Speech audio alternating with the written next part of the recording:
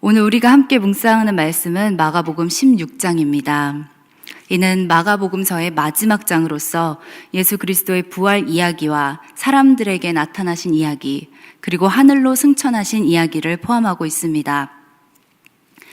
1절에서 8절까지의 예수님의 부활 이야기는 역사적으로 큰 논란이 없었던 반면에 9절부터 20절에 이르는 예수님의 나타나심과 승천하심에 대한 이야기는 후대에 첨가된 것으로 여겨지고 있습니다.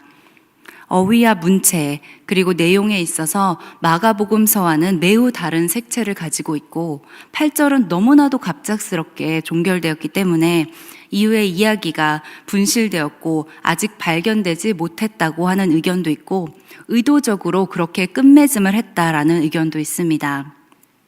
이에 대해 통일된 의견은 아직 없지만 이미 앞서 말씀드린 것처럼 9절부터 20절의 내용은 본래의 것과는 달리 2세기 정도에 기록되어 후대의 복음서에 첨가된 것으로 믿어지고 있습니다. 오늘 16장 속 예수 그리스도의 부활을 직간접적으로 경험한 등장인물들의 반응에 대해서 함께 살펴보았으면 합니다.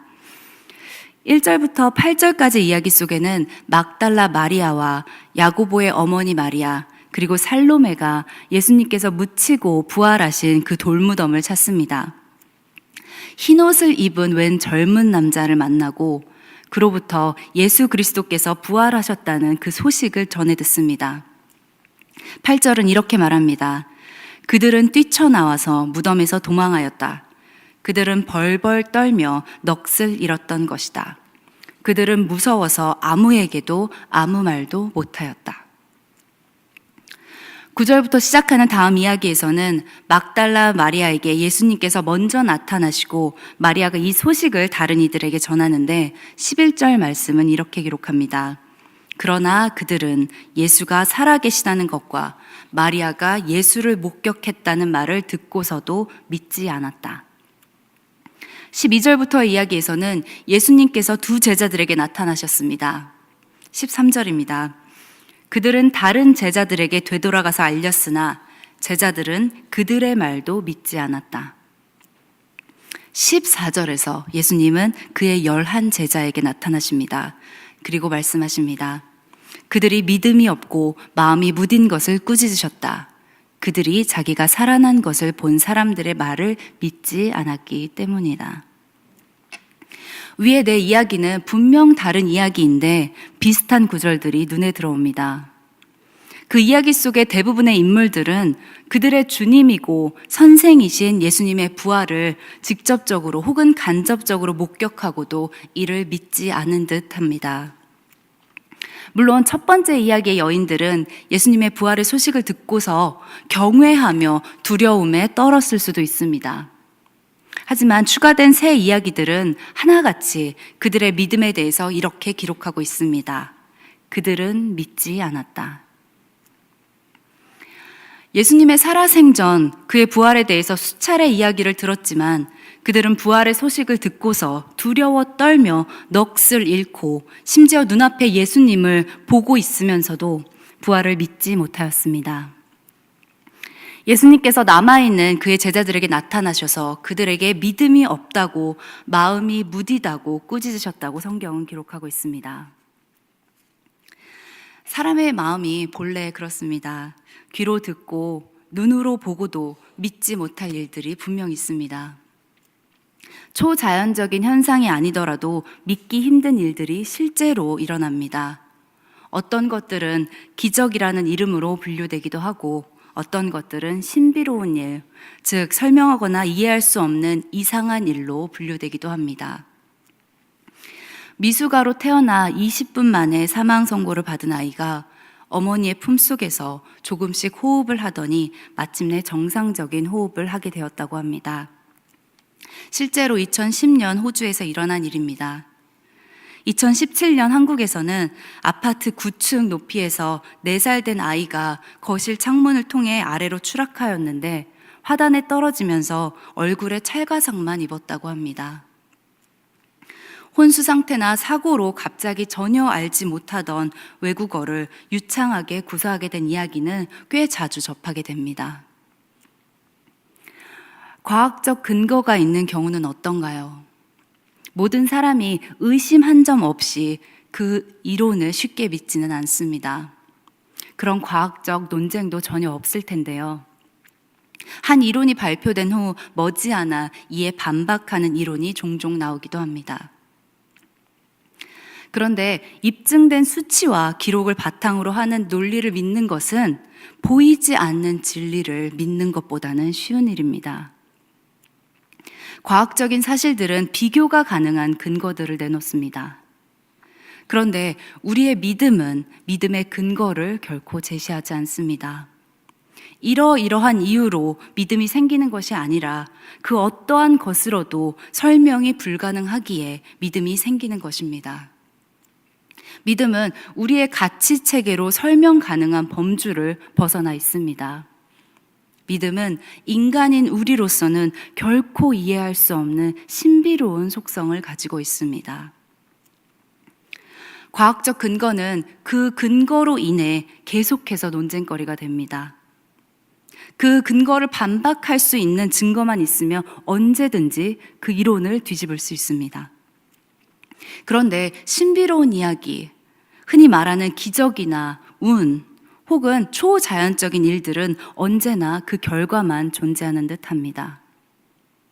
흥미로운 사실은 그 결과를 야기하는 원인이 없기 때문에, 즉 결과만 존재하기 때문에 반박이 불가능하다는 것입니다. 사망 선고를 받은 그 아이가 살아났습니다. 9층 높이에서 떨어진 아이가 얼굴에 찰가상만 입었습니다. 그러한 일들을 접할 때 우리는 불가사의하지만 그 결과를 그대로 인정할 수밖에 없습니다. 그 결과를 받아들이거나 받아들이지 않거나의 문제는 있을 수 있지만 사실 그 일들이 옳다, 그르다라고 판단할 수 있는 문제는 아닙니다. 오늘 본문을 보면 제자들이 예수님의 부활에 대한 믿음이 없었음에 대해 이야기하고 있습니다. 21세기를 살고 있는 우리들에게 예수 그리스도의 부활은 너무나도 당연한 우리 믿음의 바탕입니다. 우리는 예수 그리스도의 삶과 죽음과 부활을 통해 하나님께서 우리 삶에 어떤 일을 하셨는지 수도 없이 배우고 경험하고 우리 믿음을 지켜왔습니다. 하지만 그 당시 제자들이 십자가에 달리신 그 예수 그리스도의 부활을 보고 들었을 때 그 누가 쉽사리 다시 나타나신 예수 존재를 고이 믿을 수 있었을까요? 저는 오늘 말씀을 오랜 시간 묵상하면서 점점 제 마음에 부끄러운 생각이 들기 시작했습니다. 제 마음 한켠에 하나님의 일을 의심하는 마음이 자리 잡고 있음을 깨달았기 때문입니다. 이 모든 것이 하나님의 은혜라고 고백하면서도 때때로 하나님의 때와 하나님의 방식을 이해하지 못하고 재촉하는 저의 모습을 발견하기 때문입니다. 오늘 본문 속 여인들과 제자들과 제 모습이 그리 다르지 않았습니다. 그리고 제가 제 믿음에 자만하고 있었다는 것을 깨닫게 되었습니다. 주님께서는 제 모습 그대로, 있는 그대로를 받아주셨는데 저는 크고 놀라우신 하나님의 일을 작디 작은 제 삶과 가치 기준에 재단하여 껴맞추고 있는 것은 아닌지 고민하게 되었습니다. 그런데 하나님께서 하시는 일이 너무나도 놀라운 것이 그 깨달음을 얻는 순간 15절 이후의 말씀이 깊이 마음에 들어왔습니다. 예수님의 부활을 믿지 못하는 그 제자들을 꾸짖으시고 주님께서 이렇게 말씀하십니다. 너희는 온 세상에 나가서 만민에게 복음을 전파하여라. 그리고 20절 말씀입니다. 그들은 나가서 곳곳에서 복음을 전파하였다. 주님께서 그들과 함께 일하시고 여러 가지 표징이 따르게 하셔서 말씀을 확증하여 주셨다. 예수님께서는 믿음 없는 그 제자들을 꾸짖으셨지만 그들을 내치지 않으시고 세상에 보내셔서 계속해서 함께 일하시고 표징을 보여주셨습니다. 그들이 더 많이 보고 더 많이 경험하면서 믿음 있는 자들로 세상 속에 살아갈 수 있게 더욱 많은 표징을 그들 눈앞에서 보여주셨습니다. 믿음 없는 그들의 모습을 그대로 받아주시고 그 제자들이 믿음을 가질 수 있도록 계속해서 함께 일하시고 말씀에 확증을 주셨다는 그 구절이 개인적으로 너무나도 큰 위로가 되었습니다. 그리고 하나님의 일이 이렇게 사람의 생각과 이치를 뛰어넘는 것임을 또다시 깨닫게 됩니다. 심지어 믿음 없는 마음까지도 하나님의 섭리 안에 있으니 하나님께서는 정말 크고 위대한 일을 지금도 우리 삶 속에서 하고 계시겠지요.